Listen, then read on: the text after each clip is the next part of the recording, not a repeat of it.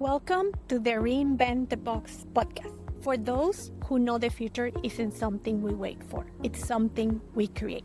Here, we explore the intersection of meaningful impact and creative discovery with entrepreneurs, creators, and leaders who connect the dots others don't see. This isn't your typical business podcast. We go behind the scenes into the sparks of curiosity and the human moments that shape bold ideas. From human-centered innovation to the future of AI, we are here to explore how bold thinkers are redesigning what's next with people at the core of every breakthrough. If you're ready to challenge assumptions, follow your imagination, and build what works with more impact, this is your playbook. Because the goal isn't to think outside of the box, it's to reinvent it entirely.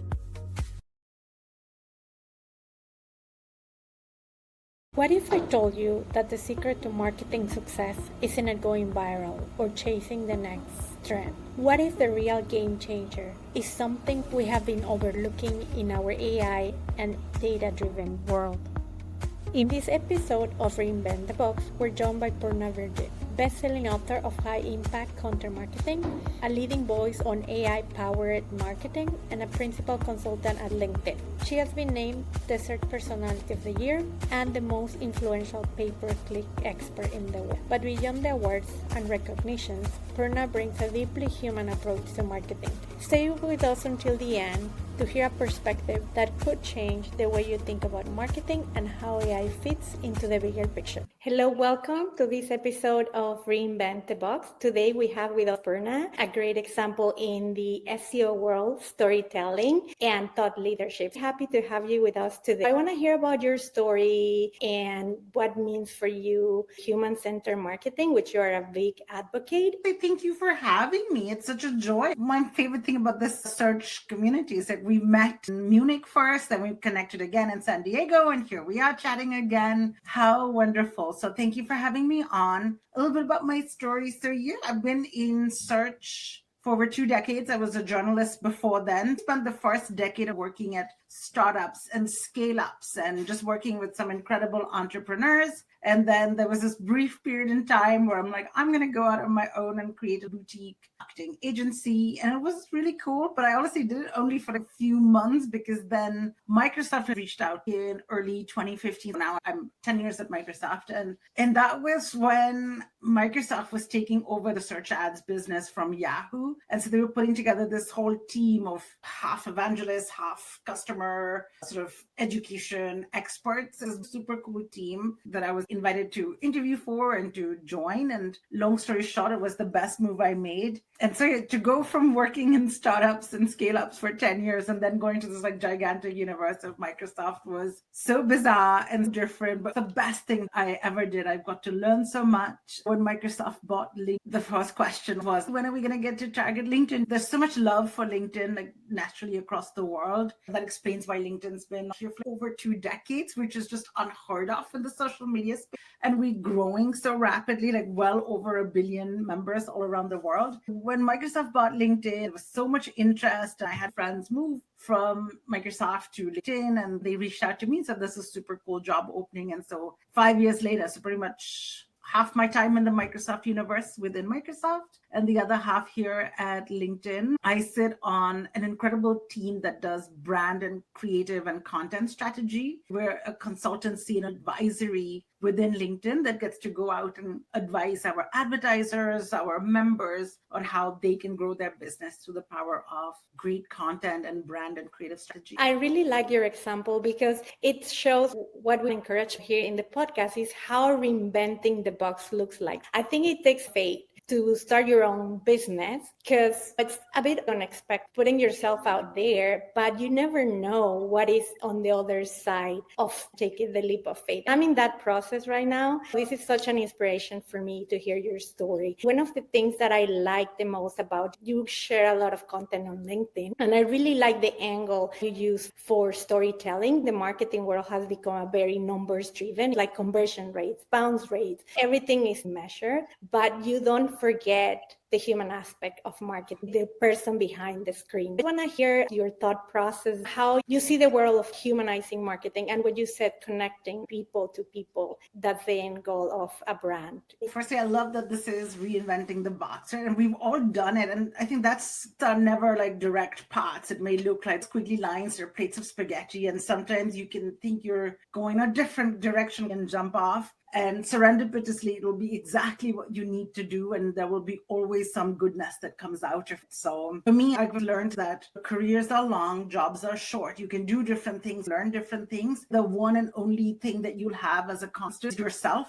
And so you have to invest in yourself. And that I put a lot of faith into learning. I have a big learn it all mindset. When I started in marketing, I was lucky to have mentors and managers that were like, no, don't just do this because this is the current best practice. Like really go deeper and understand like, why does it work or what is it behind? And so then I started to go deep and learn. The more you learn, the more fascinating it is. Every generation of marketers thinks we've invented marketing. In this digital world, we all think, oh, we can measure all of this. And so this is our means of success. Marketing existed before the internet for hundreds of thousands of years. If you look on Wikipedia or something, you can trace back. The world's first advertisement was something drawn on a cave by the Neanderthals. So we've always tried to connect and influence each other on the principles of marketing and advertising. You want to learn about human behavior, about human nature. And if you can learn this, platforms and channels will come and go, but the nature of communication and human nature doesn't change. That's a constant. Adapt things you've learned. Don't just go by short-term metrics like impressions and likes. That is not the be-all and the end-all, right? I talk to marketers every day who are like, I spent all of this money and then my B2B video, it went viral. Look at that. Or how do I make it viral? Then I'll say, what did it really do for your business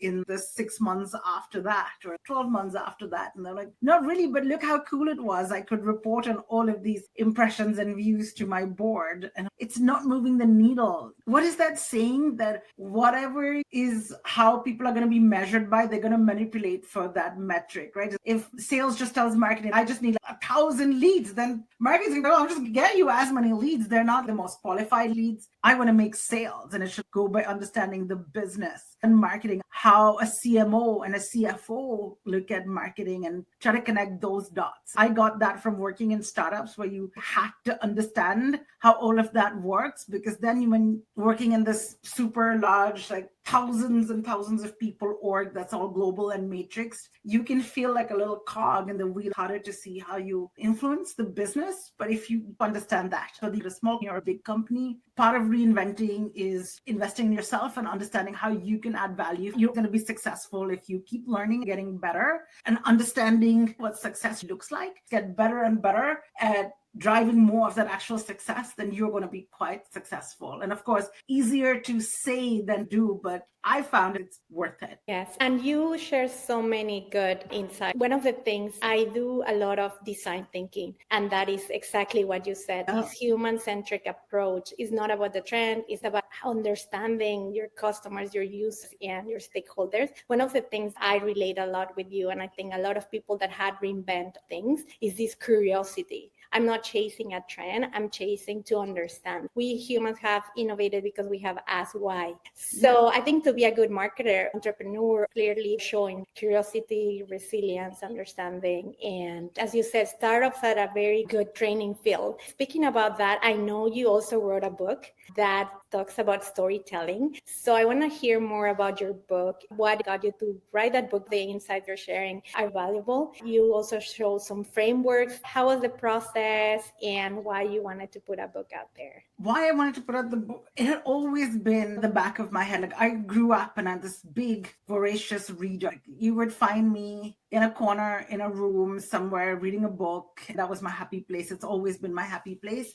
And so always in my mind growing up, I'd be like, I would love to write a book one day. I was fortunate. I think it was after SMX Munich where you and I had first met, I'd keynoted someplace. And my publisher reached out to me like one fine day. I got an email from Steven from Kogan Page being like, hey, I've seen some of your stuff. Would you like to write a book on content marketing aimed at practitioners? I'd also been reading at the same time this book from Sean Shonda Rhimes about her year of saying yes to everything. And it was how just say yes, even if it terrifies you. And I was like, you know what? I've always wanted to do it. This opportunity has come to me. Yes, I'm terrified. I work full time. I'm a mom. How am I going to find the time? I was reading Shonda's book and I said, I'm going to say yes because these offers don't come every day. I'm a big learn it all. My favorite thing is to learn an aha moment and then share it with somebody. Like I am the type of friend who like just send you like memes or like interesting talks or interesting articles. And I just love sharing knowledge. For me, it's also a way of honoring the people who've taught me. People share something of value. You can honor them by making sure that value spreads. I've also got a background in instructional design. I've studied adult learning theory. I can apply these principles. What's the book I wish I had 10, 15 years ago when I was early in my career? What are all the things I wish I'd known? What have I learned? What can I take from studying instructional design and understanding how to influence behavior change in adults? That's literally what learning and development and instructional design try to do, to get people to change behavior. If I can take those principles and those learnings, I can apply it back to marketing, then that will make marketing 10x more successful because it would be rooted in the behavior change we're trying to see. So there's lots of frameworks from understanding instructional design. If you can chunk it up, put things in frameworks, it makes it easier for people to remember. Some of the framework created, some I brought in. For example, I think,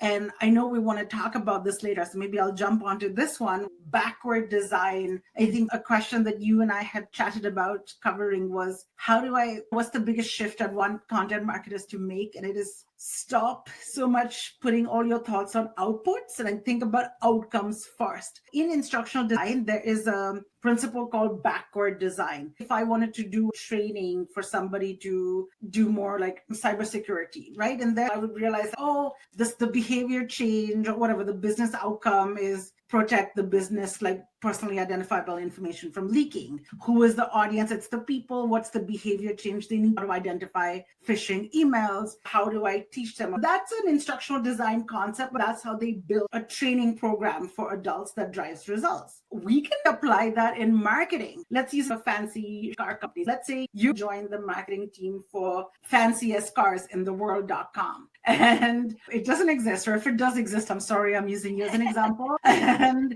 they are creating this brand new electric car. So you're going to think, rather than starting, what do we want to say? And, I need to create content for LinkedIn and then Instagram. Start with the business goal. The goal for the car company is to sell more cars. If I sell more cars, my CFO is happy, my CMO is happy, I'm happy. Then you're like, okay, I'm in marketing. I'm not in sales. I don't sell cars. So then I'll look at the next step, which is what's the audience behavior change that I can drive. Now, you as a marketer, you're not going to sell a car directly, but you can influence people's behavior to maybe visit the showroom and schedule a test drive, or configure the car on their app, for example. So I can do that as marketing and then give it to sales. And now the behavior change I'm trying to drive is get more people to come and schedule a test drive. To make the money, they need to come to the showroom. Who is most likely to come to the showroom? Who are my audiences? Then is it somebody who owns a previous model of that car and it's been 3 years and maybe I can get them to upgrade? Is it somebody who's had a standard car and you're trying to get them to try out this new car with bells or whistles? Who are your key audiences? Where do they hang out? What type of messages do they resonate best with? So then you're crafting something that's based on such clear path to revenue impacts. I think that's something that's so good. I've written about that in my book, chapter 7. And it's a change in how we think, which is not about my content calendar is empty. I need to make sure I've got 20 more posts out there this week. For what? It's just adding to the noise if we keep going out there with more and more. Let's just think strategically about impact. Sometimes you can drive tremendous impact with 3 pieces of content that your competitor can put out 30 and not even match it. Yeah, you say important things about real and effective marketing. It's not about going viral. It's about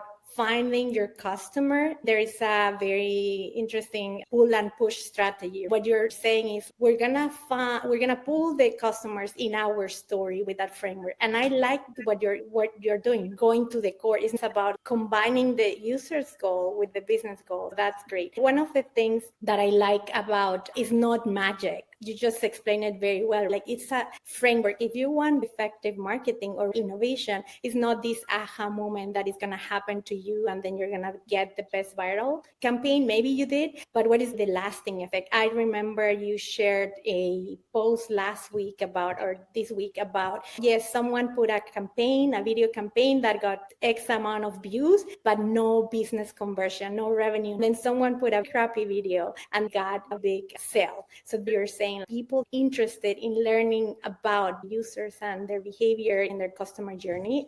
People need to read your book and frameworks that you have. And it's so great because you mentioned something about connecting the dots. If you want to innovate, you have to connect the dots. You use behavioral design for marketing, something that it's very important when you're trying to innovate. So the next question that I have, you're a big proponent of design thinking, which is incredible. You would never jump into executing. You do your analysis first with design thinking. That stage is necessary. Marketers who miss it sometimes have that bias for action, which is good. You don't want to kill that spirit. Just take a week or 2 weeks to do a little thought there, right? Ultimately, your content is not about you, it's about your audience. If you can understand them, it's not about the coolest, shiniest, most fun video, because the most fun video is okay, but it'll be forgotten. The best video is relevant to your key audience, people most likely to buy or consider buying you few months down the line, that you can stick in people's heads. I remember a piece of content, and it's part of like human-centered design. You said companies, when they write their mission, is we help you. They make it about them. So that's, and it got me thinking, how many companies, even I caught myself saying, we help you, when it's not about you, the company, it's about your customers. You will have this benefit. I think I like that thought process of you,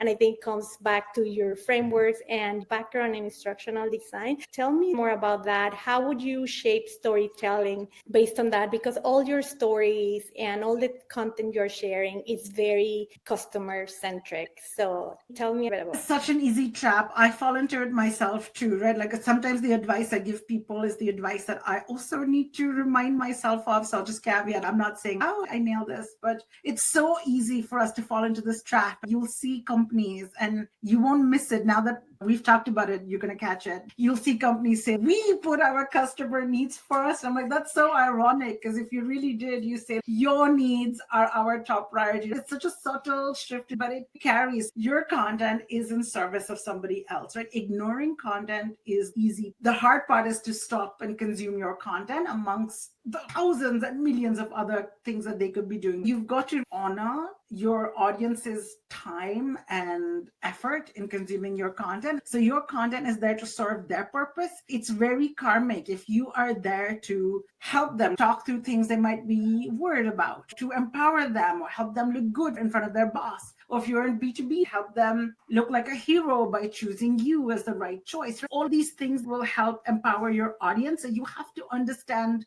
them. In instructional design, we do what we call a needs analysis. Talk to your customers, like the ones that have bought. Talk to your ideal customer type who've bought. But don't stop there. Talk to the people who didn't choose you. Why didn't they choose you? What made them choose your competitor? You'll get incredible insights that way. Talk to your salespeople and customer service people who have the voice of your customer and ask them, what are the common questions, common objections, common worries? What helps you get the sale? It's not like AI can make this so fast. If you have call logs, if you have AI generated call logs, you can upload that. You can upload customer service tickets into an AI assistant and have it parse it for you. Look up reviews online, copy paste reviews or Reddit comments or things in communities, copy paste it into an Excel sheet and then feed it into your AI and have it track what are needs are the most common, and you'll find things that your marketing probably is not covering. Every time I do this for anybody, myself included, I'll find things like, oh my gosh, I never knew people were thinking about this. If you can be the one that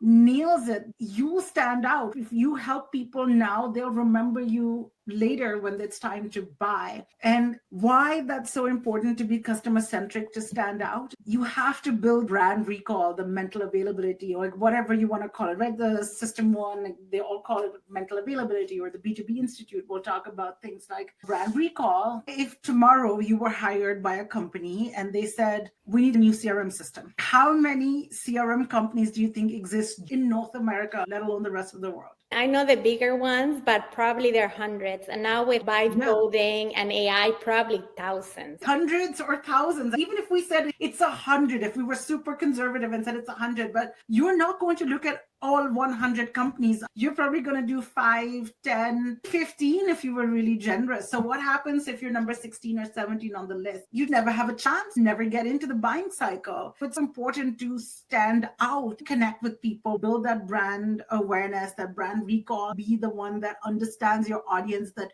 builds that trust, showcases that you will be the safe choice to buy, especially B2B. You don't have to risk your work reputation by bringing in the strange person. High growth startups understand the needs and problems of a high growth startup. Then you're like, oh, this is a good choice for companies of our size. So those are some things I do. It doesn't take as much time as people worry that it does. And I have never seen somebody say, oh, I'm spending that extra time on doing it, right? I've always seen the other way. People are like, I should have done that further. Why invest my limited budget to test when I can figure this out for free with stuff that's already out there, and then just aim better so I can look more successful faster? Yeah, it's a mindset shift, right? There is a phrase that I really like and exemplifies this is if we build it, they will come. We think if we build the video, people will buy, but it's not what you just said. Without understanding, there is a framework of jobs to be done. If you understand the needs, you would have a higher chances of success. It's all about understanding the user. Design thinking is all about that. One of the things that resonated a lot with me is the new skills that marketers need to have. We have AI. I see a trend where companies are automating everything. If you think about it, you have models that are training data, historical data, you're going to get more noise instead of more effective marketing. One of the things you mentioned is there is AI, but you can use it in a different way, not on the automation side, but understand your customers and their behaviors. A tool where I put this is my brand, what people are speaking about me. So you share very good tips on LinkedIn. I'm going to ask people to follow you. The last part that I want to ask you, I know we both like masala chai. One of the things that I want to ask, because we're thinking about reinvention, not thinking outside of the box, but reinventing the box. I think you're a clear example of that in an industry that could be for virality or clicks. You're saying, hey, let's stop here and let's rethink how we're doing marketing. I really like that about you. If marketing was a recipe, what would you add? What would you take away? And how, if you had to, how would you reinvent the recipe completely? My favorite ingredient in masala chai is the ginger. It gives it such a good kick. And like for me in marketing, like ginger would be thought leadership. Right? Tea, there's so many kinds of tea, and people are like, oh, it's just tea. But get the full flavor of the masala chai, like ginger is essential. And so thought leadership and the person behind the company, I would say that is super, super essential to have that, because more and more, especially with the younger generation, trained to engage with people rather than brands. And you can look at this from any company. If I look at Microsoft and Satya Nadella will have so many more followers than Microsoft. Same with Google and Sundar and any leaders. It's natural, right? We want to follow people. So get your executives. People like to associate a face to the brand, but also your subject matter experts and salespeople. If you sell a technical product, have your devs or technical people create content. One of my favorite examples is old, but it sticks in my head. It's 4 years old, but it's from Samsung. And it was right before CES, the Consumer Electronics Show, which has all of the coolest technology in the world. And Samsung was debuting some like awesome product there. And rather than just saying, let me just talk about the product, they said, hey,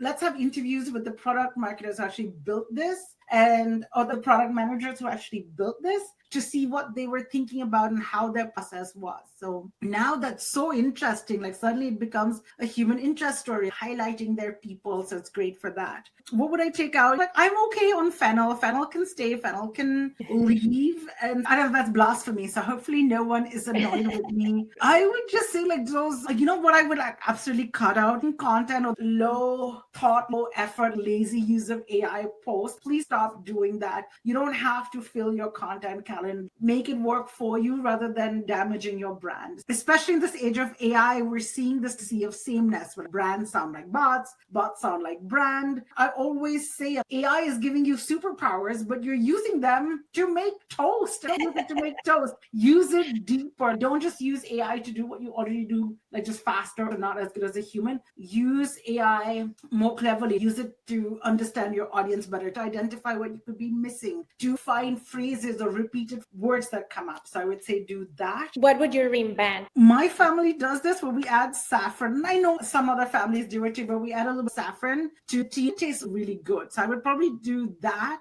to the tea. What would saffron be in marketing? Originality and original thinking. Going beyond just chasing your audience based on who looks like my audience, but who behaves like my audience. I really like going deeper into behavioral thinking. I call it B to me. Right, rather than B2B and B2C, can we do B2Me? Going from broad strokes of people who look like each other or persona, can we do it to what's relevant to each person? And AI can make it do it. Like tools like Microsoft Clarity or Hotjar, they can spot signals sometimes. Or HubSpot has written about, or in their forums, they say that they can see if people are looking at certain types of content, they can send them a certain different type of messaging. So imagine if I'm on your e-commerce page and I've got stuff in the cart, I'm hovering, I'm looking at pricing, I'm not doing anything. That would be the point where I'm like, hey, here's a 10%, here's a free shipping voucher. We'll sweeten this deal with something like that. You can remove those moments of hesitation at scale. There's a cool example from Coca-Cola, if it's okay for me to share this. Coca-Cola did this in Saudi Arabia and analyzed millions of social media posts. They were trying to look for people expressing craving or interest, fast food type food, who were looking for like hunger signals. And what it did was it sent out 828,000 customized, personalized coupons to these people and on their phones, somehow connect the dots between social and phone data. 20,000 of those coupons were clicked on. Humans didn't have to do anything, super relevant. And I think that's really cool. And of course, there's all these questions on, wait, does that feel creepy? But it worked. People were playing a game or craving fast food. They got something at the right time, a good deal. That's awesome. If L'Oreal or some skincare company, if I know people buy my face moisturizers every 3 months, then maybe 2.5 months later, it could be time to restock. Here's a discount. You'll get 10 times more relevant with the power of AI. I know that's a long answer. No, that's a great answer. And I think it's what we're trying to do, right? Like, how are we looking at things and how are we inventing things and the mindset shift that has to happen for us as consumers, but also as marketers. I think in this world, we have to come back to this human-centric approach. And I think your examples are great of if you want to stand out, if you really want to connect with people, owning your own voice, right? This thought leadership that you said, not be the ex-CEO, but really owning your voice, owning, your thinking, and really resonate with the people that resonate with you. You don't have to resonate with everyone. Not everyone is going to be your crowd, but the ones that do become brand advocates. And I think companies that have brand advocates, like you mentioned, LinkedIn, right? I'm an advocate of LinkedIn, and not because they put ads everywhere where I go, because it provides value. So I think the brands that are providing value, the brands that understand what you said, the example of Coca-Cola providing value, yes, might be feel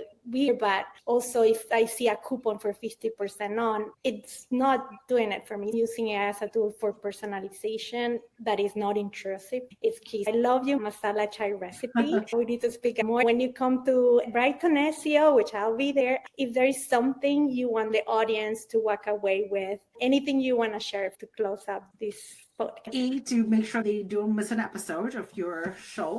Thank you. But I think the simplest thing is you'll never regret understanding your audience. If you just dig through a little bit of your audience, whether you just ask your sales folks, but what are you hearing, or go read through your reviews, you won't regret it. You'll learn so much and make that shift. Your audience, your content is for your audience, not for you. Yes, being open-minded that maybe the keyword you thought or the thing you're using, your brand, your people is not resonating with that. Is this humble approach to it takes time and effort, but it pays off. Thank you so much for all the wisdom you shared today. I'm gonna put the links of your social media, LinkedIn, your book. The people have to read your book, and we'll see each other soon. I'm so excited. Thank you for having me, and thank you for watching. watching. Thanks for tuning into this episode of Reinvent the Box. If something sparked your curiosity today, follow it. That spark, it's where innovation begins, where bold ideas meet real-world impact. We don't think outside of the box. We reinvent it. With creativity, strategy, and human-centered innovation, you just don't launch ideas. You build what works. That's the heart of the Innovationist Playbox and the unboxing journey. Now, at Innovationist Group, we're going further. We're hosting a big online launch as we build the largest network for responsible AI innovation. We are in AI. We invite you to join bold thinkers and builders who believe technology should serve people. Be part of the movement at weareinai.org. Until next time, keep reinventing.